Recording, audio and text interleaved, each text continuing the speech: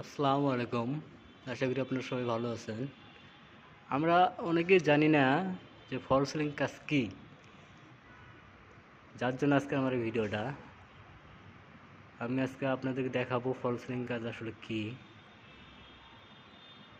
ফল ceiling কাজ বলতে মূলত আপনার ছাদের নিচে এসি, পাইপ, ইলেকট্রিক্যাল কেবল এবং অন্যান্য যে সব জিনিস থাকে আর কি, এগুলা ঢেকে দেওয়ার জন্য যেটি করা হয় এটি হচ্ছে ফল সিলিং।